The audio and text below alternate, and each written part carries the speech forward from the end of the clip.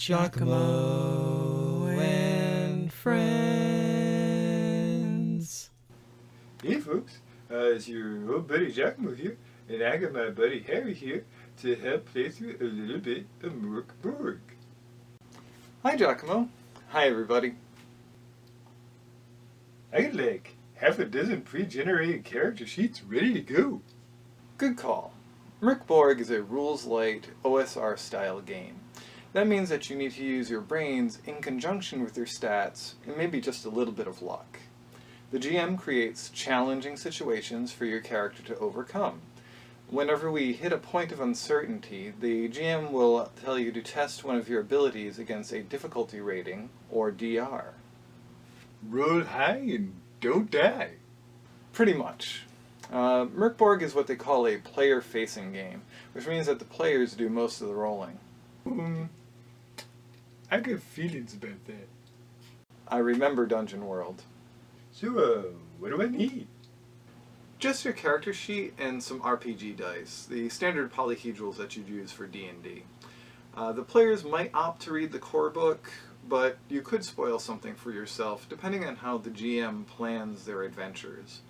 The GM themselves, they're going to need the core book and a little bit of inspiration.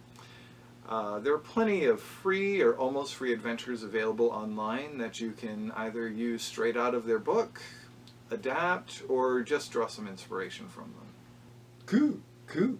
I got my dice, I got my dudes, and my noodle fired up and ready to go like a bowl of Paki now. Are you hungry?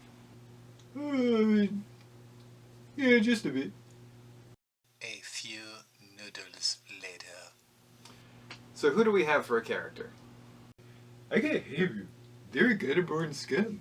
They were born in the kingdom of Elaine, so they're really unaccustomed to color. They legit see everything in black and white and think that the world gave them the short end. Sounds like a good place to start. Yeah, the Scumbirther said that they have a rare item. Do I get a list to choose from, or Do you have something in mind? how about a reliquary? Like a jewel-encrusted box that holds the third from the tailbone vertebrae of a martyr from the Church of the Two-Headed Basilisk. I see you've been reading the book. It feels a pretty good fit for the world. Heru has this box and bone, but they don't know what it does. Oh man, I didn't mean for it to do a thing. None of us ever do. This is gonna end bad, isn't it? You'll see. Anything else I should know? They got better stealth in gross places, and their strength is wicked bad, like -3 bad. And but their agility is real good, like +3 good. Oh, and they got some healing potions too. So, much like we did with Dungeon World, this is going to be the prelude to you meeting the rest of the party. Alright, let's do this. Once the sun shined. Once knights rode in silvery armor. Once wizards taught their secrets to better the world. Once the gods cared for humanity. All of that was once, and long ago.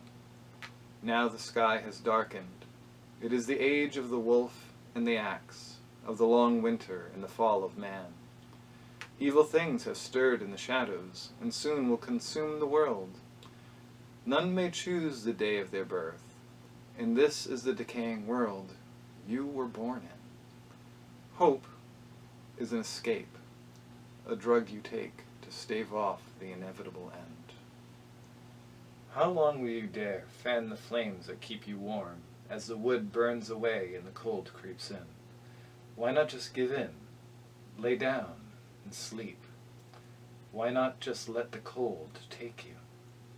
You may not have been able to choose when you were born, but you can always choose when you die.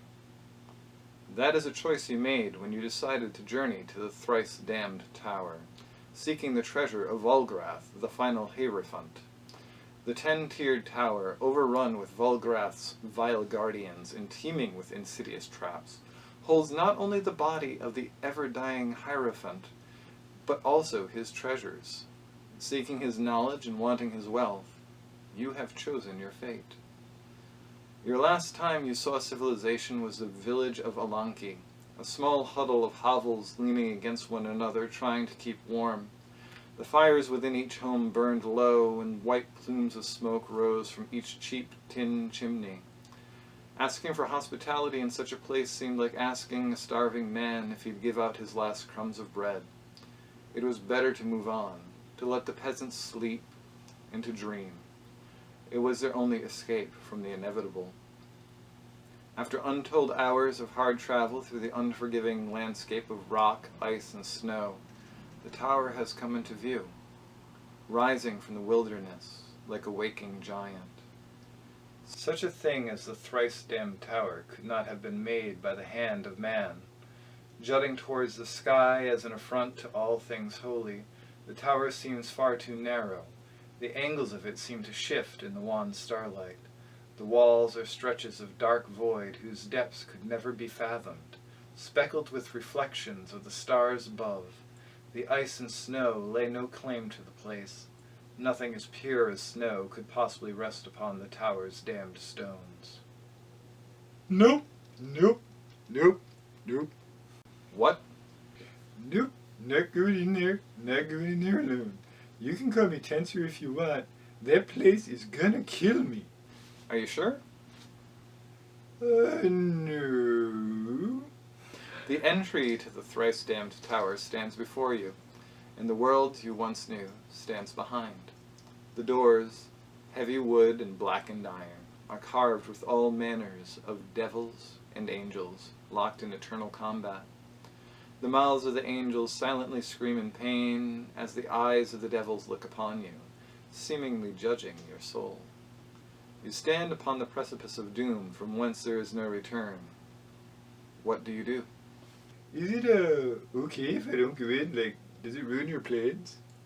Not at all. This is cooperative storytelling. Because Mörk Borg is rules light, it is easy to wing it. So while I'd like for you to explore this tower, and the bulk of the adventure I have planned today involves the tower, it makes sense for you to perhaps seek some other help. Man, I feel like no matter what, I'm gonna just play right into your heads. Pretty much. So Haru, what do you do?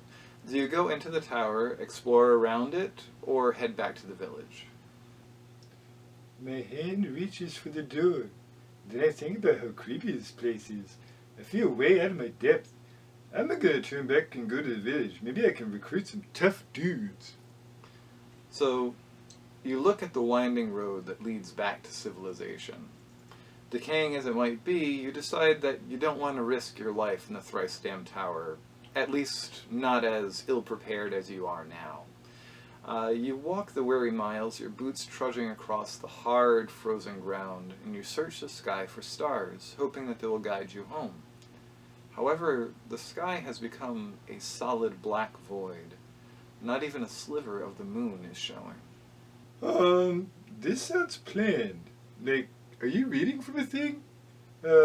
Maybe it's not that good. Maybe I should go back to the tower. You can feel a call from the darkness. It seems to latch onto your very soul, calling you to join it. Do you heed that call, or do you try to fight against it? Ain't nobody gonna get in my brain meat. I'll fight against it.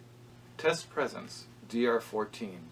Ethereal voices from beyond time and space call to you. They urge you to join the darkness, to submit to the cold, and become a vessel. Oh man, roll 1 feels life or death already. Well, here we go. Roller, roller, roller, rolling them dice, hoping them results. Oh, something nice. Yep.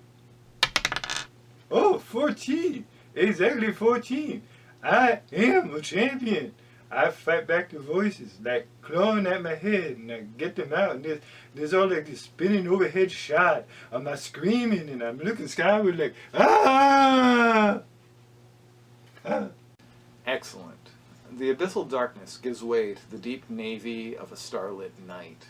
Shaking off the voices, you get within the sight of Alanki, the last village you pass through on the way to the tower. The lights have all gone dim, and no smoke comes from the chimneys. As you walk towards the town, you see the bloody heads of villagers arranged in a gory spiral by the village entrance. The faces have all been removed. Oh, that's gross, dude. I'm gonna just take out a torch, and I'm not gonna light it. I'm gonna use it like a club, and I'm also gonna load a stone in my sling. That way I can, sling stuff. So, what else is around? Village stuff, carts with hay, Hey! a rack of drying fish, frozen over pigsty, cabbages. I'm gonna squat run past the cabbages and towards the fish rack and hide amongst the pigs. Make a DR10 agility test to hide. Do I need to? I mean, I got an ability, excreta stealth. People gotta make a presence DR16 test to even notice me in filth.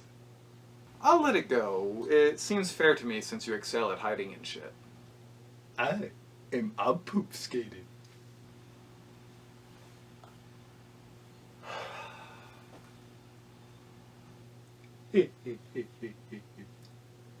Anyhow, the snow is ankle deep and freshly fallen.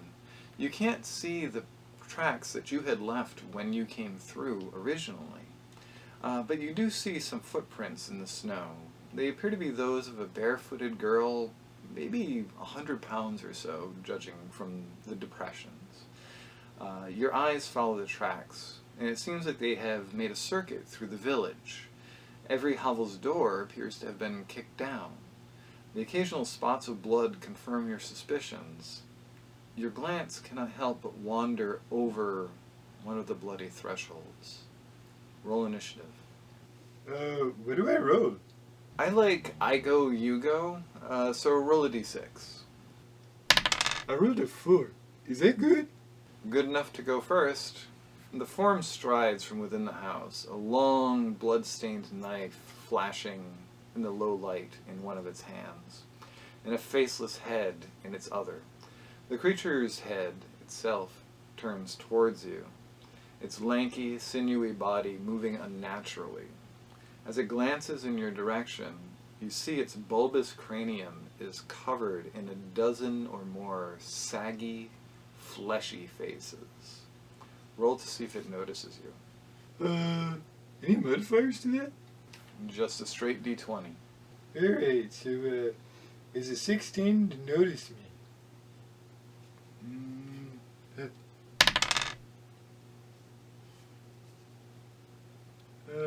Harry? Yes? I rolled a 20.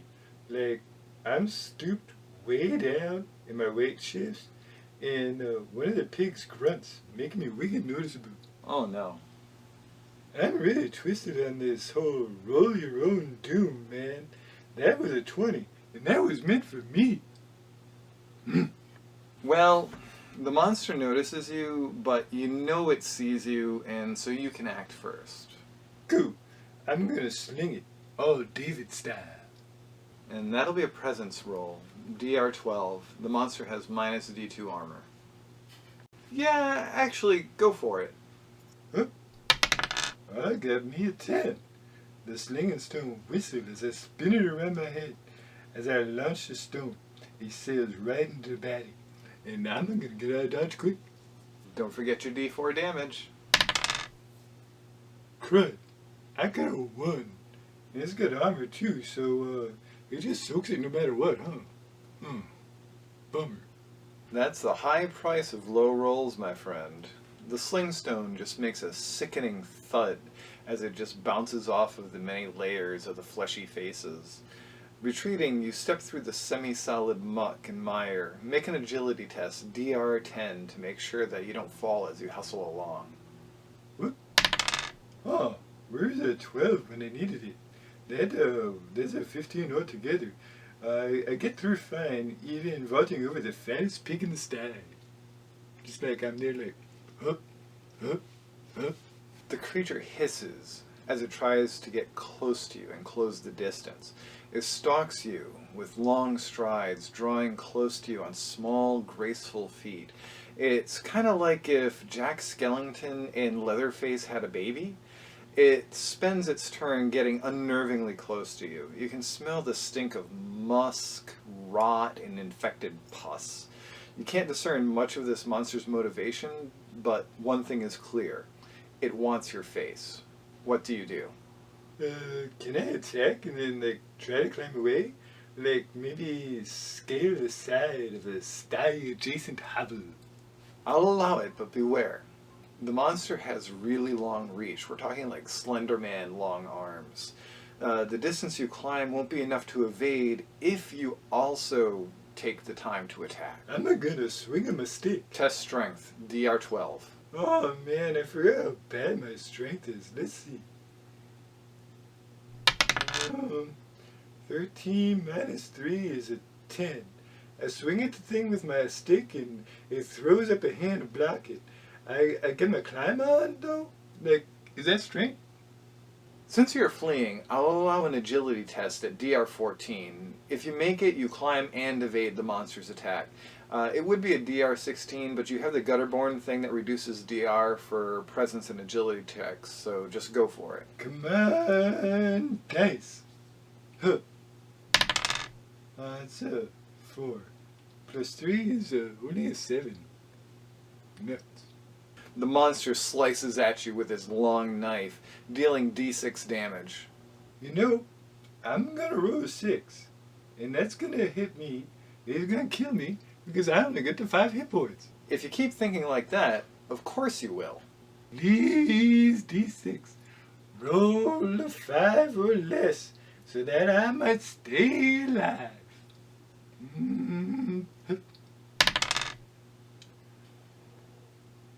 Oh, it's a 6, man. That's a 6. Criminy. So, you have one omen, right?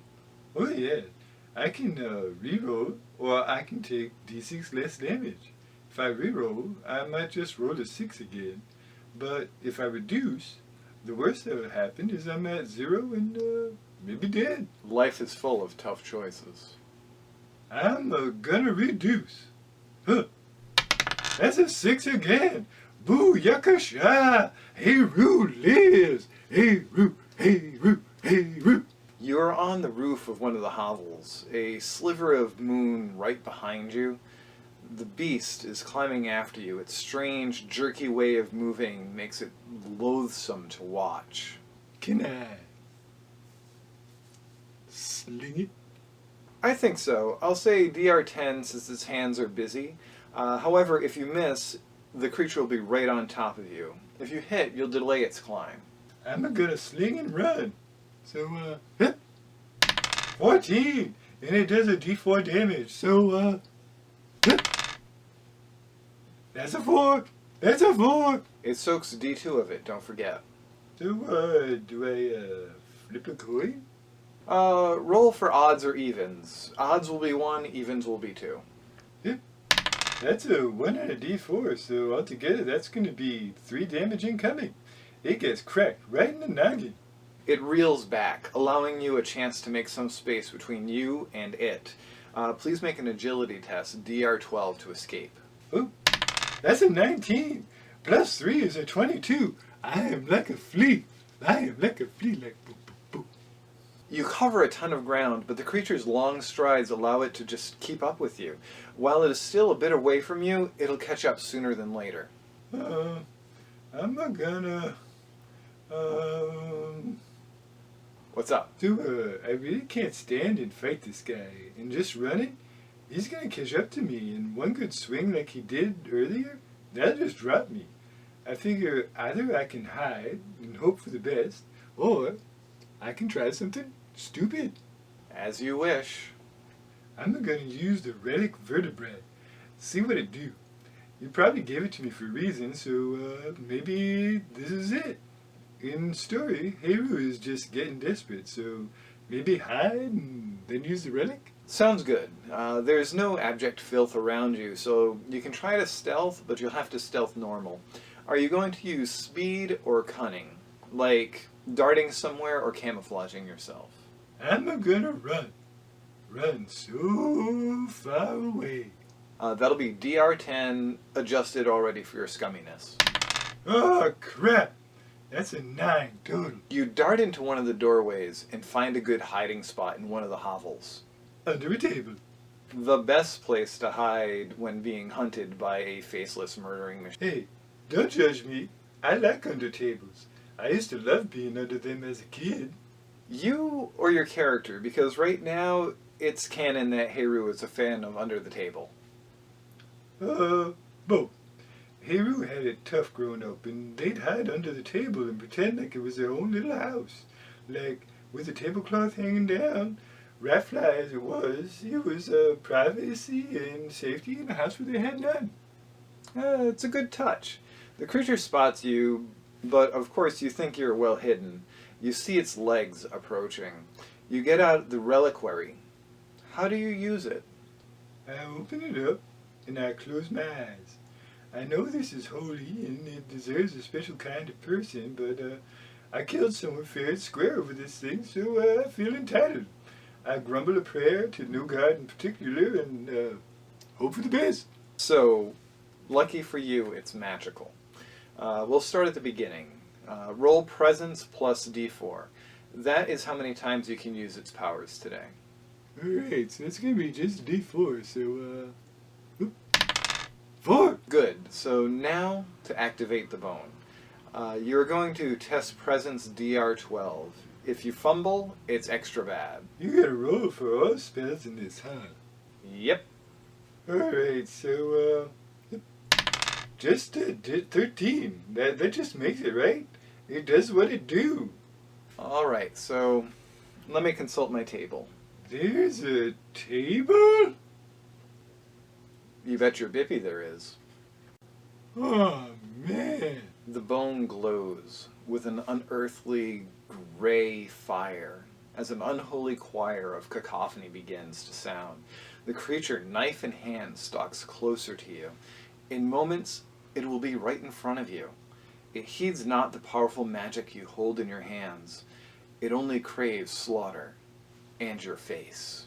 I just really hope this works. Just as the creature begins to throw aside the table you're hiding under, you begin to speak in a voice that is not your own, in words from a language that you don't understand. The words leave the taste of bitter bile in your mouth as the final one is spoken. You watch as the creature before you is slowly uncreated. Roll 4d10. Well, that's a lot of dice. Let's see. 1, 2, 3, 4. And... Oh, wow. That's a 26. And I really hope this is for him and not for me. You watch as the faceless one is unmade before your eyes. The skin and sinew unknitting, the bones dissolving, and eventually leaving almost nothing behind. Just its wicked knife and a pile of leathery skin. Luck be a gutter born scum tonight. I grabbed that knife and, that skin, is that supposed to be armor? Because, I sort of hope not. Yes, it is armor, minus D2 damage. I really don't want to wear it, but I feel like I got it. I'm gonna like squig out as I slide it on. So, the armor is made entirely of faces, each caught in a terrifying death scream. It looks creepy. The stain on the knife can never be cleaned. If you ever wound a creature that causes infection, the knife will also cause an infection in anything that it attacks. Or that you attack it with. I feel like I won, but I also feel kind of dirty. And not just in a I hid in the pigsty kind of dirty way. As you gather your wits about you, you hear voices calling from outside. They're human, and they seem friendly enough. I'm gonna just sit on the floor and wait for them to find me. I'll just be like sitting there ready to pounce.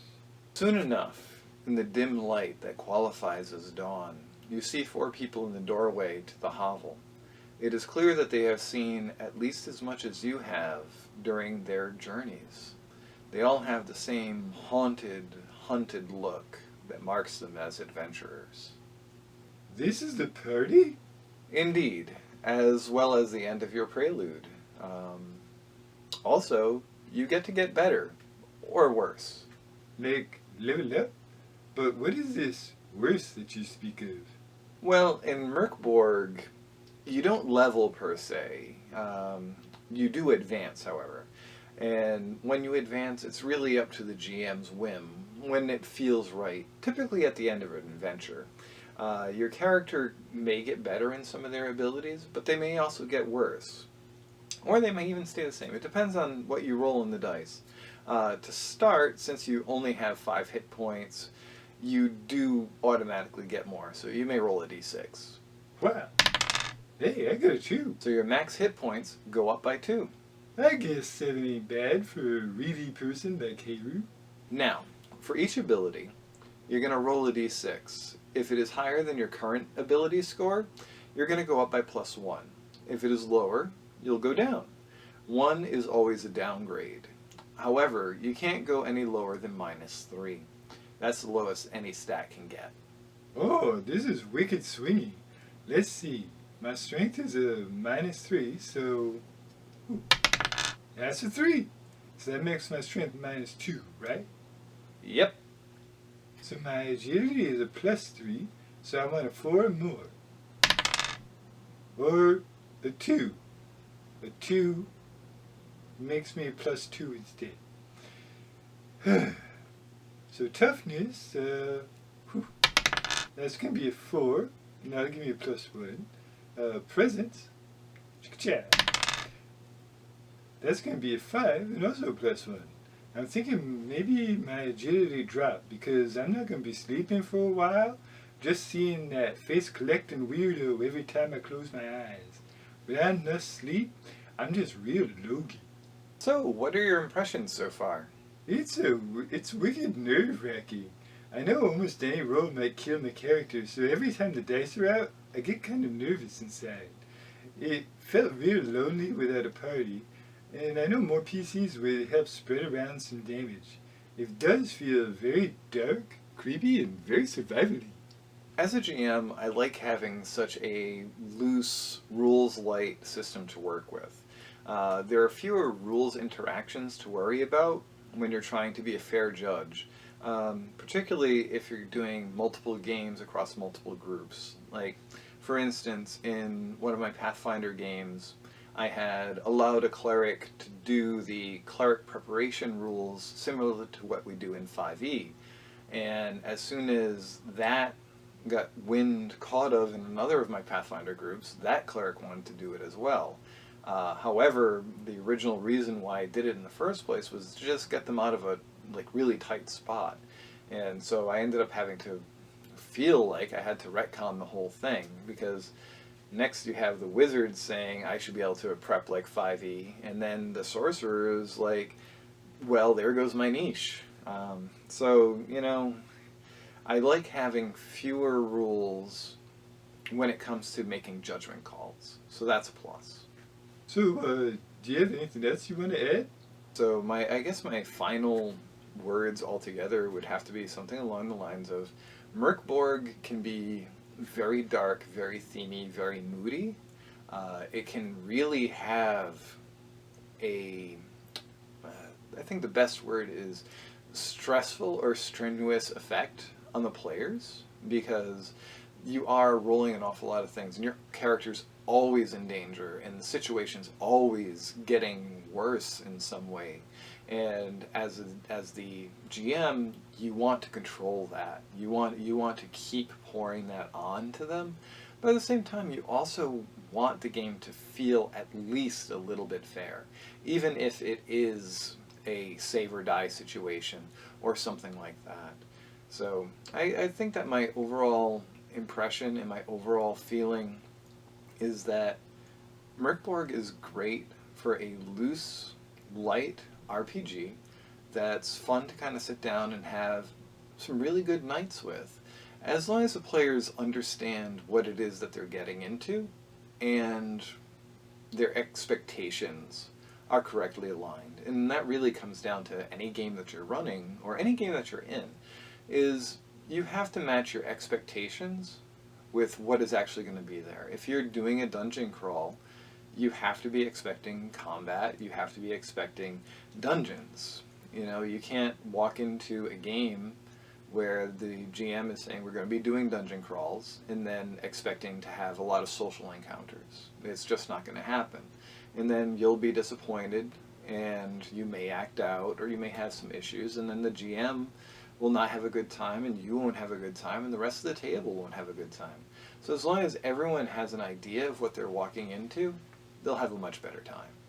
Well, thank you very much, Harry, man. It's nice to, actually be able to sit down and play a game for a bit. And thank you guys at home for sitting down there watching us play. Don't forget to like, comment, subscribe, and do all those other ringly bell things and whatever you got. And, maybe we can keep doing this kind of thing. So, Harry, what do you think about maybe one day me being a DM and, I can get some people's playing? Maybe if we get like 200 subscribers, I think that would be a good goal. Alright, let's do that. So guys, if we get ourselves, I'll split the difference, 150 of the subscribers, we're going to try to do a live game where I, myself, would be the DM. And I'll get some real living people to play the game. How'd that sound? Alright. Anyway, we'll see you later. Bye. Giacomo and friends.